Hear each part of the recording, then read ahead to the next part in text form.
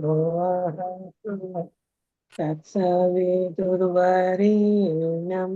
भर्गो देवस्य धीमहि धियो यो नः प्रचोदयात्।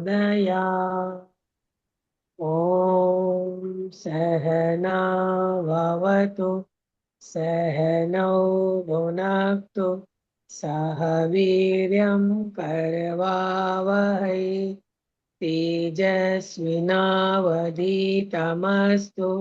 मा विद्विषावहै।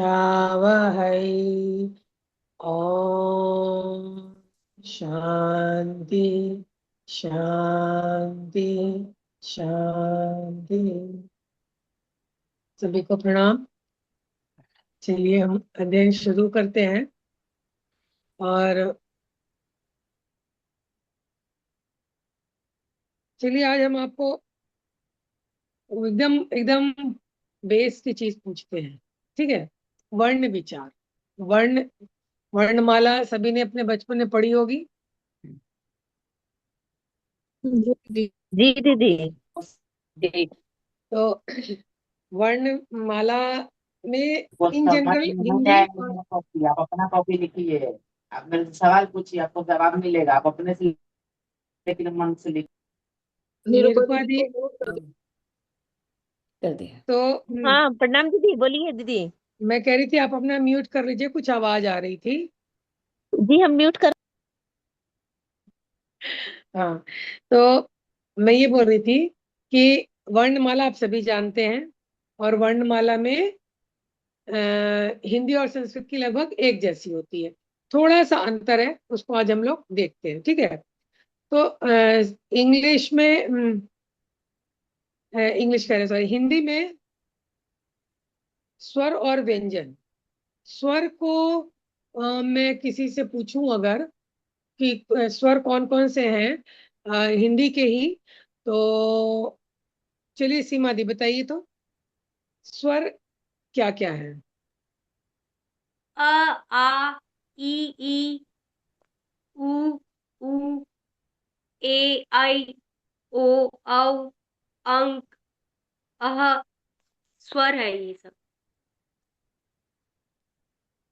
ठीक है, ये हिंदी का था। लेकिन हाँ संस्कृत में, लेकिन मुझे लगता है हिंदी में भी री था स्वर में। हाँ री हाँ। है। हाँ, आप री शायद भूल गई थी। हाँ री ए री है। हम्म। उसके बाद व्यंजन शैली याद है, व्यंजन याद है आपको। दीदी।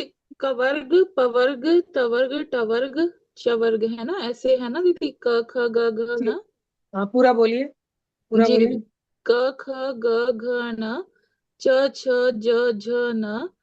त थ द ध न। बीच में कुछ रह गया है। प फ ब भ म य र ल व। कुछ रह गया दीदी। ट ठ ड ढ न। है ना। ऊपर नीचे हो गए हैं शायद वर्ग थोड़े से।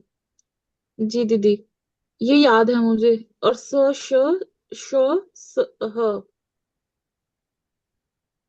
कुछ मिस है तो दीदी देखना। है ना। होगा ही बीच में कुछ तो। देखा है।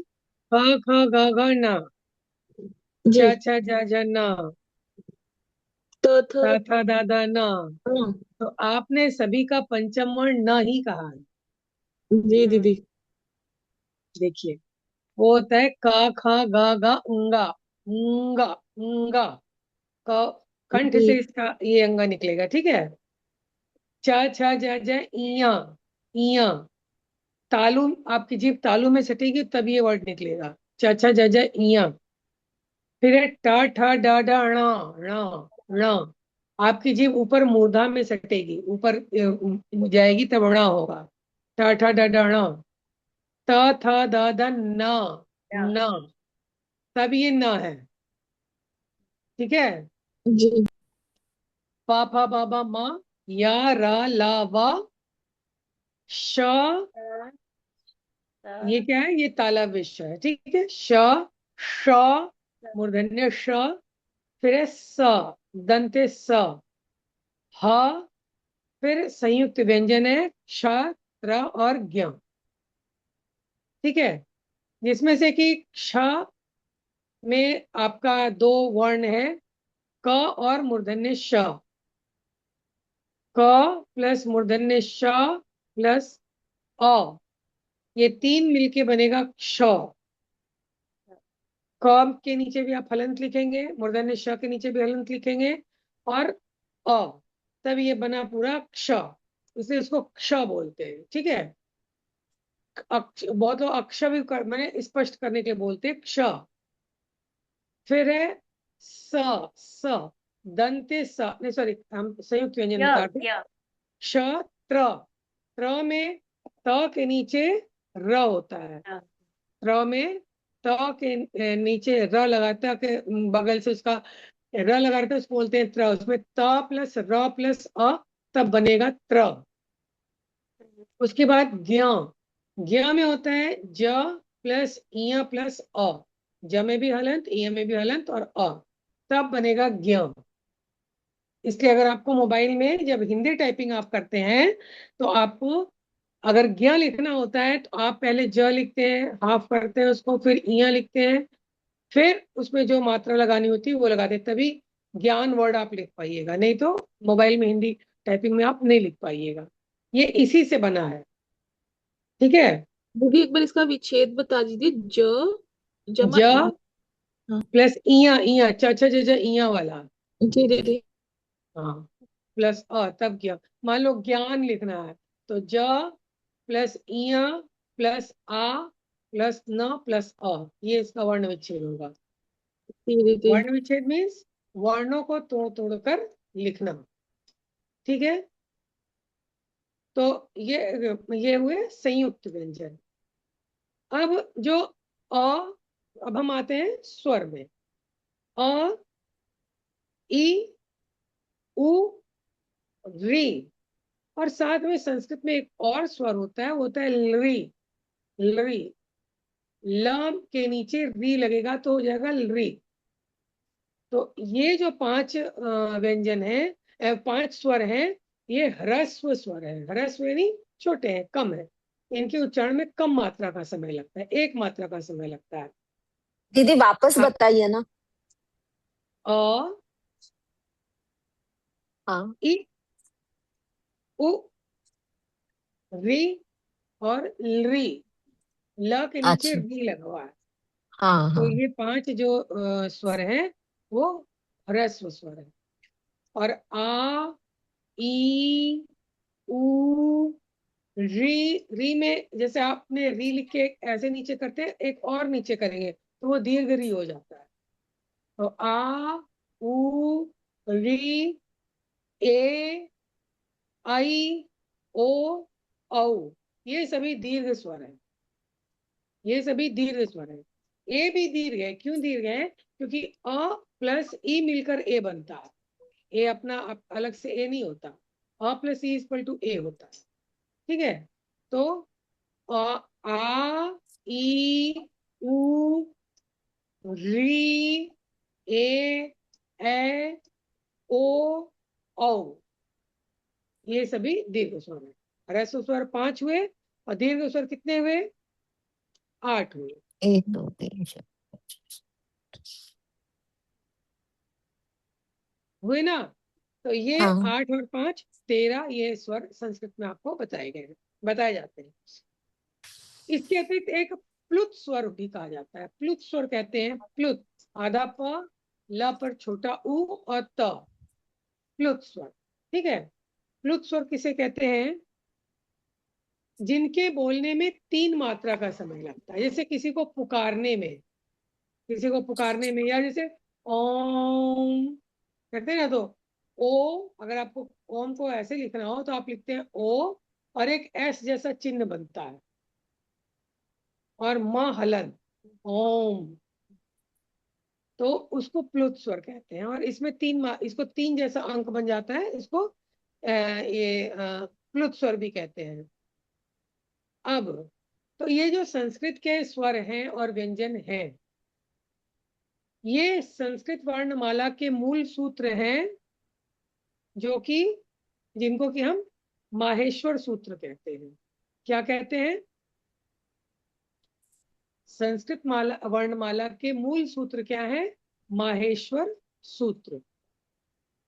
ऐसा माना जाता है कि भगवान शंकर की डमरू की ध्वनि से ये सूत्र निकले हैं, और भगवान शंकर की डमरू की ध्वनि से निकले हैं महेश्वर। महेश्वर की डमरू की ध्वनि से निकले, इसलिए इनको माहेश्वर सूत्र कहते हैं। ये 14 है, ये 14 सूत्र हैं, और इन्हीं से सारे स्वर और व्यंजन निकले हैं। एक बार मैं इनको आपको बोल के बता रही हूँ, सुन लीजिएगा। अभी तो आप लिख नहीं पाइएगा उसको, हम चाहते हैं कि आप उसको नेट से सर्च करके लिख भी लीजिएगा, ताकि आपकी कॉपी में लिखा रहेगा तो कभी अगर हम डिस्कस करें तो आप उसको खोल के देख पाइएगा। ठीक है, ये है आई उन, रेल रिक, एओंग, एओच, हैवरत, लं, इयमंगणनम, झबई, घटदश, जवगडदश, खफछट थचटतव, कपय, शससर और हल। तो जितने भी सूत्र मैंने पढ़े, तो जैसे मैंने पढ़ा खफछट थचटतव, तो ख जो है वो पूरा रहेगा, लेकिन लास्ट का जो व है वो हलंत होगा। ठीक है, अब स्वर और व्यंजन को कितने छोटे में बता दिया गया है संस्कृत में। स्वर के लिए शब्द है अच, अ और च में हलंत। अच, अच माने सारे स्वर, अच में सारे स्वर आ जाते हैं। अब अच में सारे स्वर कैसे आते हैं? सूत्र के हिसाब से पहला सूत्र है आई उण, दूसरा सूत्र है रेल रे, तीसरा है एओंग, चौथा है एओच। इन 4 सूत्र के बीच में सारे स्वर हैं। तो आई उण से अ लिया गया, एओच से लास्ट का च लिया गया। अब इसके बीच में जितने वर्ण हैं वो सारे के सारे स्वर। स्वर कितने हैं? अच, ये स्वर, बस अच कह देने से सारे स्वर हो गए। इसीलिए जिन शब्दों के अंत में स्वर होता है उनको अजंत कहते हैं। अजंत मीन्स अच प्लस अंत, अच प्लस अंत यानी स्वर में अंत, ये अजंत स्वर है, यानी इनका अंत स्वर में हो रहा है। इसके बाद व्यंजन कौन कौन से अगर पूछा गया तो व्यंजन के लिए कहा जाता है हल, ह और ल में हलन। कैसे? ये शुरू होते हैं हयवरट, लर्ण, यमंगणनम, झभई, घटधश, जबगडदश, खपछट तचटतव, कपई, शससर और हल। अब शुरुआत कौन सा? 5वां सूत्र जो था, शुरुआत हुआ था ह से, और 14वें सूत्र का अंत हुआ ल से। तो ह और ल लिख दिया गया, इट मीन्स हल। इसके अंतर्गत जितने भी वर्ण हैं वो व्यंजन। हल मीन्स, इसीलिए हलंत, जो हलंत ऐसे करके आप लगाते हैं ना, हल में अंत है यानी वो व्यंजन में अंत है, हलंत उसी को कहते हैं। हलंत लगाने का मतलब वो स्वर व्यंजन है, आधा है। आप किसी भी स्वर में हलंत नहीं लगा सकते हैं, सोच के देखिए। किसी भी स्वर को आधा करने के लिए आप हलंत नहीं लगाते हैं, व्यंजन के लिए आप हलंत लगाते हैं। ठीक है, तो अब आपको समझ में आ गया अजंत किसे कहते हैं और हलंत किसे कहते हैं। अभी किसी को कोई कंफ्यूजन है तो आप पूछिए। एक चीज और क्लियर कर दूं, मैंने कहा अच, है अच मीन्स बाहर स्वर। बाहर ही डब्बा पड़ा है क्या इमली की चटनी का?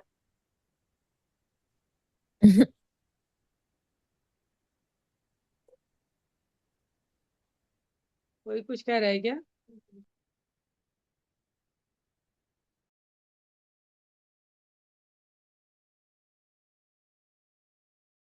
दीदी आप म्यूट हैं। वो होस्ट ने मुझे म्यूट कर दिया था, करना किसी और को था, शायद गलती से हो गया होगा। खैर, तो मैंने कहा अच यानी स्वर, और लेकिन स्वर से अंत होने वाले शब्द क्या हो गए? अजंत। ठीक है, वो च का ज कैसे हो गया? ये जिन लोगों ने पहले संधि पढ़ी उन्हें पता है कि स्वर क ख ग, सॉरी, क च ट ट, जितने भी वर्ग हैं उनके बाद अगर कोई स्वर व्यंजन आ रहा है, कुछ नियम है वो मैं बाद में बताऊंगी, तो पहले वर्ग का, पहले वर्ण का तृतीय वर्ण हो जाता है। जैसे क का ग हो जाएगा, च का ज हो जाएगा, ट का ड हो जाएगा, इसलिए च का ज हो गया, वो वर्ण बन गया अजंत। ये जब आप व्यंजन संधि पढ़ेंगे उसमें आपको हम बताएंगे। ठीक है।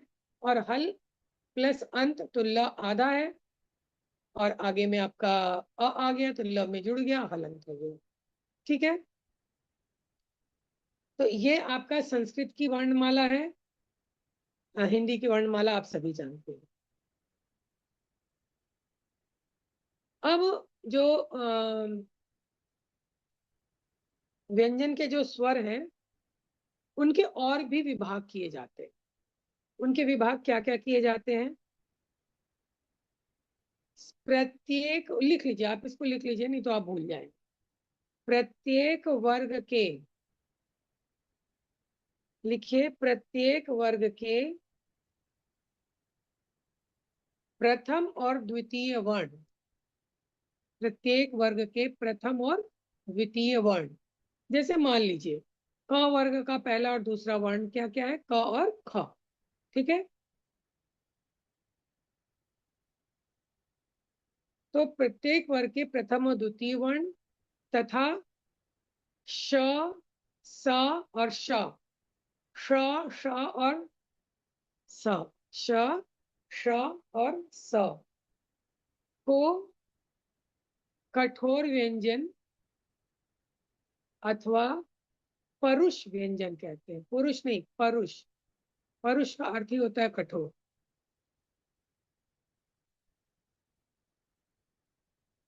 परुष का अर्थ होता है कठोर। ठीक है। इसीलिए शायद पुरुष कठोर होते होंगे। तो प्रत्येक वर्ग के प्रथम और द्वितीय वर्ण और श, श और स, इनको परुष व्यंजन कहते हैं या कठोर व्यंजन कहते हैं। और इसके आगे अब क्या बचता है? तृतीय, चतुर्थ और पंचम वर्ण। तो प्रत्येक वर्ग के तृतीय, चतुर्थ और पंचम वर्ण, जैसे मान लो क वर्ग का है ग, घ, अंगा, तो ये और य, र, ला, व, ह। प्रत्येक वर्ग के तृतीय, चतुर्थ, पंचम वर्ण और य, र, ला, व, ह को मृदु व्यंजन या कोमल व्यंजन कहा जाता है।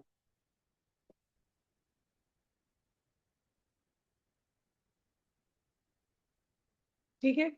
जैसे हम बोलते हैं क, ख, लग रहा है ना कि कुछ हम ज्यादा ऊष्मा हमारे शरीर से निकल रही है, हमको थोड़ा वो बल लगाना पड़ रहा है। लेकिन ग, घ, अंगा, या अब जैसे श, श, स, हमारे यहाँ से ज्यादा वायु निकल रही है, हमारे मंडल से, हमारे कंठ से ज्यादा वायु निकल रही है।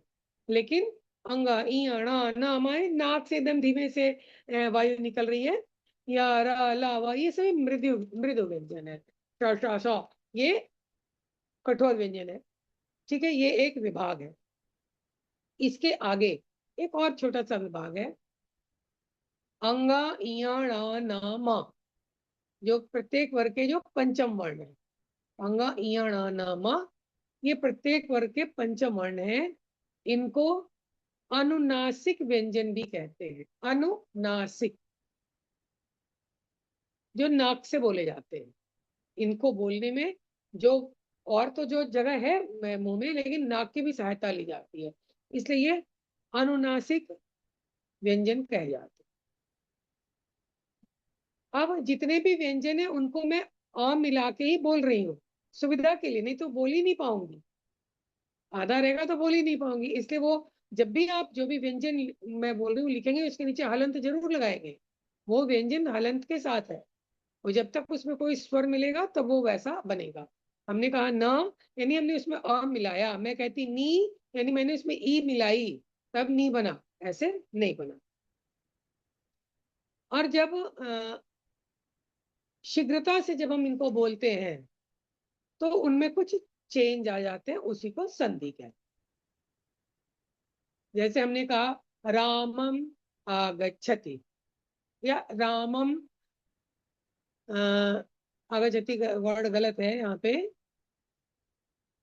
हम्म,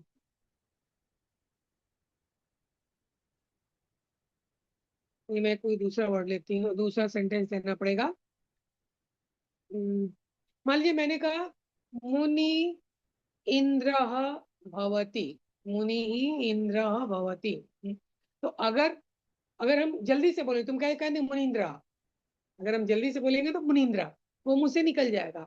तो जो हमारे मुख से जैसा निकलेगा उसी के आधार पर नियम बनेगा, वही ऐसा ही निकलेगा, उससे आप गलत नहीं निकाल सकते।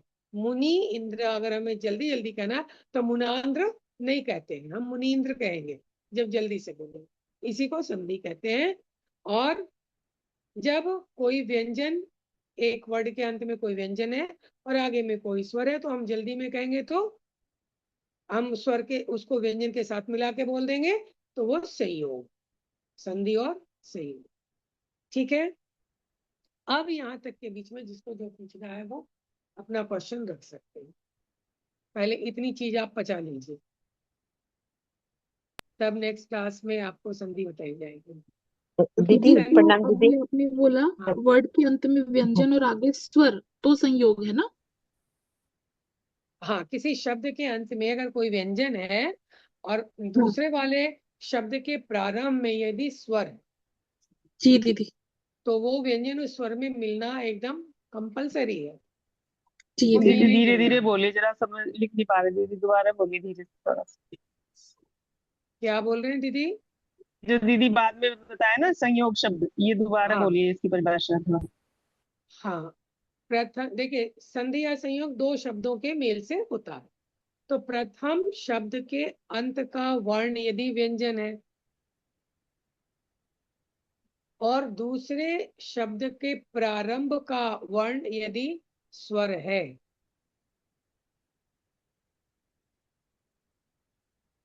तो व्यंजन स्वर में मिलना ही मिलना है, इसी को संयोग कहते हैं। वो संयोग था कि उनको मिलना ही था। और संधि किसे कहते हैं? जब दो शब्द मिलकर उनमें कोई एक चेंज आ जाता है, कुछ विकार हो जाता है, ये अलग थे, ये अलग थे, लेकिन उनको मिलने पर एक विकार हो गया, एक चेंज हो गया, अब वो मिल गए, ठीक, उन्होंने संधि कर ली, थोड़ा तुम बदलो थोड़ा हम बदलेंगे, हमारी संधि हो गई है, वो संधि है। और जब इनको तोड़ना होगा तो फिर उन सारे नियमों में जाना होगा जिन जिन नियम पे आपने इनको जोड़ा था। जैसे हम लोग कहते हैं ना, ये संधि हुई वो संधि हुई, तो संधि को आप ऐसे नहीं तोड़ सकते हैं। भारत पाकिस्तान के बीच ये समझौता हुआ, ये शिमला समझौता हुआ है, ये रावी संधि हुई, ये संधि हुई, तो उस संधि को आप ऐसे नहीं तोड़ देंगे। उस नियम में आप जाएंगे, क्या क्या नियम लिखे गए थे संधि के, तब आप उसको तोड़ पाएंगे। तो संधि विच्छेद क्या होता है? संधि को विच्छेद को तोड़ने के लिए, शब्दों के को तोड़ने के लिए नियम को जानना पड़ता है, तभी आप संधि विच्छेद प्रॉपर कर पाते हैं। और संयोग क्या है?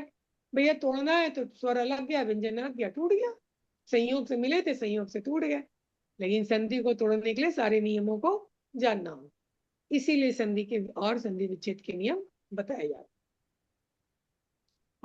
यहाँ दीदी तक क्लियर है? संयोग संयोग शब्द के जो है उनके उदाहरण बताइए तो। हाँ, संयोग शब्द के उदाहरण बहुत सारे हैं ना। अभी तो जैसे बताते हूँ, अरे अभी हम लोग कल अंग परसों, हाँ जैसे अंग आपने इय कल होगा दीदी। लेसन, अंग। अंग ये सब ये अनुनासिक वर्ण है, पंचम वर्ण है, ये सभी अनुनासिक वर्ण है। अंग इय ण न म। हाँ दीदी, संयोग का उदाहरण आपने लेसन में पढ़ा था ना, खिन्नायास्यसि मातुल चंद्र, किम प्लस न प्लस आयास्यसि, न और आ मिला तो ना बन गया, अ और आ मिला तो आप, अच्छा नहीं वहां तो संधि है, सॉरी एक मिनट, हाँ, मैं बता रही हूँ। जब एकाएक पूछा जाता है ना तो कोई शब्द ही नहीं याद आता। हाँ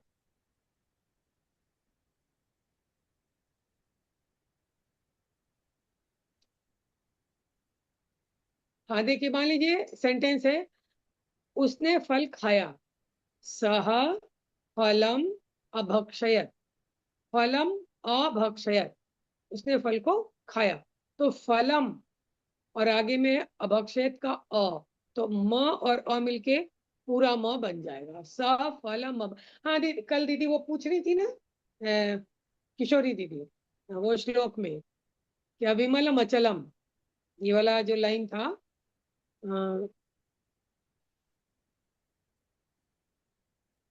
एकम नित्यम विमलाचलम। एकम नित्यम विमलम अचलम, तो विमलम और अचलम, विमलम के अंत में म है, अचलम के शुरू में अ है, म और अ मिलके म पूरा बन गया, ये संयोग।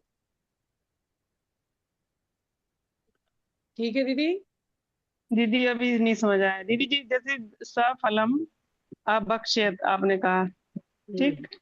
हम्म। तो जब हम ये भी आगे ये नहीं समझ आया, जैसे आपने उसको जोड़ के बताया ना, तो नहीं, म उसको पूरा। आप अभी मत समझिए, छोड़ दीजिए उसको, जब हम सेंटेंस बनाएंगे ना तब आपके समझ में आएगा। आप इसी को समझिए जो श्लोक आपने पढ़ रखा है, जो आप पहले से जी पढ़ रखे हैं। एकम नित्यम विमल मचलम है ना, ये लाइन है ना, जी जी सर्वदी साक्षिभूतम, जी गुरु वंदना में। तो वि, विमल मचलम में क्या है, विमलम अचलम। गुरु कैसे हैं, विमल है, निर्मल है, और अचलम मीन्स अचल है। विमलम लिखा हुआ है और अचलम है, लेकिन कवि ने उसको कैसे जोड़ा, विमल मचलम कहा है। अच्छा म अच्छा में, अच्छा। म के आगे अ था तो पूरा म बन उसको गया, पूरा पूरा चलम बना दिया उसको ना पूरा। अच्छा, अब समझ आया मचलम। दीदी। जी जी, अब कल आया दीदी ना समझ शब्द में। जी, कल शब्द था दीदी त्वरित में ही, जो आपने हाँ संयोग शब्द बताए थे ना। हाँ हाँ, जी, और एक त्वरितम। था कथम आयसी। हाँ ठीक है, कथम। देखिए। जी हाँ हाँ, त्वरितम प्लस ए ही, त्वरितम जी, प्लस ए ही, तो म के आगे ए है तो मे ये बन आ गया। गया। जी ठीक दीदी, है, अब समझ आया दीदी। जी दीदी, आ आ गया ना। गया। जी, चलिए, धन्यवाद दीदी। अब किसी को कुछ दीदी, पूछना है तो। दीदी हाँ। एक चीज पूछना है कि हम्म। व्यंजन में अल्प मात्रा और प्राण और अल्प वो प्राण महाप्राण, हाँ। और हाँ महाप्राण, तो हाँ, ये क्या है? इनका भी भेद होता किसको? है, जिनको कम कम ये लगता है बोलने में, हाँ, कम प्राण की लगता है उसको अल्प प्राण, और जिसको ज्यादा ये लगता है उसको महाप्राण बोलते जैसे दीदी। हैं। जैसे ये जो अ, क ख, ये सब ये जो है, ये महाप्राण है शायद, और ये अल्प प्राण है, इसके आगे वाले सभी अल्प प्राण है। ये दीदी जितने भी। कहीं कहीं पर हम पढ़े थे दीदी, हाँ गीता वाली क्लास में ही, हाँ। तो वहां पर बताए थे कि पहला, तीसरा हम्म, और पांचवा हाँ, पहला प्राण, तीसरा और पांचवा, और क ग दूसरा और और चौथा, ङ। महाप्राण है हर हाँ मतलब हाँ, वर्ग ठीक के। ठीक बोले, ठीक बोले, एकदम सही बोले, एकदम सही बात है। अल्प प्राण महाप्राण का यही भेद है। जी तो लेकिन वो कब यूज होता है, इसलिए उसको हमेशा दिमाग में नहीं रखना चाहिए, नहीं रखते हैं। वो यूज जी। होता है जब वेदों के मंत्र का उच्चारण वेदोक्त रीति से किया जाता है, उसमें अल्प प्राण महाप्राण ये सब का बिल्कुल ध्यान रखना पड़ता है कि उसको उसी लेवल में उच्चारण करना होता है। और एक और भेद होता है, मतलब उसको मंत्र को पढ़ने में उदात्त अनुदात्त और स्वरित ये भी होता है, उसका चिन्ह भी बना रहता है वेदों, हाँ रियल हाँ, में जो होता है उसका चिन्ह भी ऊपर ये तो नीचे अपनी करके। किताब में भी है, गायत्री परिवार की किताब में भी है, मंत्र वाली किताब में। हाँ हाँ, पहले वाले में है शायद, अभी नए वाले में शायद नहीं आ रहा है, पहले वाले में है। तो हम्म, वो सारा, वो गुरु के निकट बैठ करके ही आदमी सीख सकता है, वो हर कोई नहीं सीख सकता, मतलब हर कोई से ऐसे समझ में आ भी नहीं सकता। हम्म, उदात है थोड़ा, थोड़ा उसमें प्राण डालना है, अनुदात थोड़ा कम है, स्वरित बराबर से, कुछ इस तरीके से। और ये अल्प प्राण महाप्राण ये सारा कुछ, ये सब संस्कृत की ही विशेषता है, और किसी भाषा में ये सारे भेद नहीं नहीं है। है। ठीक और है। दीदी जो ये एस टाइप लिखा होता है, ये क्या होता है? ये कहीं पे उसको आ शब्द भी बोलते हैं उसको लगा के। हाँ, वो अ का ऐसा रूप होता है कि ये बताता है कि यहाँ पर अ था, यहाँ पर अ था, आपको अ का को का भाव दे के उसको आपको पढ़ना, बगैर भाव दिए नहीं पढ़ना। ठीक है। और दीदी जैसे जहाँ दो दो बार लिखा होता है, तो दो बार वो प्लुत स्वर है, यानी दूर तक उसको ले जाना है। वो आलाप लोग लगाते हैं ना, तो उसको अच्छा थोड़ा, अच्छा। हाँ, थोड़ा टाइम लगा के बोलना। जी ठीक, धन्यवाद। हाँ, हाँ, उसको प्लुत स्वर जो अभी मैंने लिखवाया भी था, प्लुत स्वर। ठीक है। हाँ जी दीदी, प्रणाम दीदी। ये दिख रहा है। प्रणाम दीदी, दीदी, प्रणाम। दीदी, हम्म। ये हम्म। संयोग तो हम समझ गए अच्छी तरह से, और हम्म। अनुनासिक भी समझ गए, पर संधि हम्म। विच्छेद और संधि के बारे में दीदी थोड़ा सा जानना दीदी ये चाहेंगे। 2-3 क्लास लगेगा, संधि के पूरे नियम है ना, वो पढ़ाऊंगी अच्छा मैं। हाँ, उसको अच्छा। आगे पढ़ाना है। हाँ, अभी उसको नहीं पढ़ाए हैं, उसको हाँ आगे तो पढ़ाना हमें है। लगा है जो आप शायद कुछ बता दी हैं जो हम समझ नहीं पाए हैं। हाँ, वो तो पहले, नहीं नहीं, पहले के जो स्टूडेंट हैं उनको पढ़ा चुके हैं। अच्छा लेकिन अब चूंकि अच्छा। शुरू करेंगे ना, तो फिर पूरे सारे नियम को फिर से शुरू करना होगा। जी तो दीदी, अब हालांकि थैंक यू। जिनको पढ़ा चुके हैं उनको भी पूरा याद नहीं है, उनका भी अच्छा। रिवीजन ही होगा। दीदी हाँ, अजंत और हलंत ये जो बता रहे थे आप, जिन अच हम्म। स्वरों में अंत आता है, हम्म। मतलब क्या बता रहे थे वो एग्जैक्टली, वापस बता दीजिए ना। मैंने आपको बताया कि महेश्वर सूत्र भगवान शंकर के डमरू की ध्वनि से निकले हुए 14 हाँ। महेश्वर सूत्र हैं। उन्हीं के हम्म। आधार पर पूरी संस्कृत की व्याकरण बनी हुई है, उन्हीं 14 सूत्र पे पूरी संस्कृत की हाँ। व्याकरण बनी हुई है। तो एक हाँ। सूत्र है आई, आई उच, ठीक है, सॉरी, आई उण। तो ये पहला सूत्र है। और जो चौथा सूत्र है वो है एओच। हालांकि हमको ये अच्छा। नहीं बताना चाहिए था, आप कंफ्यूज होंगे, हम जान रहे थे। तो पहले सूत्र का अ और चौथे सूत्र का लास्ट वाला च, ये तो वर्ड हाँ। बन गया अच। अब इसके बीच अच्छा। में जितने भी वर्ण हैं वो सभी स्वर हैं। और ये भी नियम है कि प्रत्येक सूत्र का जो लास्ट वर्ण होता है उसको गिनती नहीं किया जाता है, सूत्र के अंदर उसकी गिनती नहीं होती है। ठीक है। तो अ और हम्म। च, अच बन गया। और इसके अंदर में जितने भी शब्द आए हैं वो सभी, जितने भी वर्ण आए हैं वो सभी स्वर। बस। ठीक है दीदी। हाँ ठीक है। ये दीदी आपको ये दीदी दिख रहा है, आपने ये जो शेयर किया था, आपको दिख रहा है? दीदी जो व्यंजन आपने बताए वह परुष व्यंजन एक हुआ, एक मृदु व्यंजन हुआ, और एक अनुनासिक व्यंजन हुआ। हाँ, हाँ। तीन हो गए। ये जी 3 है ना? जी। हम्म। आज ये तीन होता ठीक। है। ये मृदु व्यंजन में जैसे य, र, ल, व, ह को मृदु हाँ, व्यंजन, इसके अलावा और क्या था दीदी? सभी वर्गों के तृतीय चतुर्थ और पंचम वर्ण।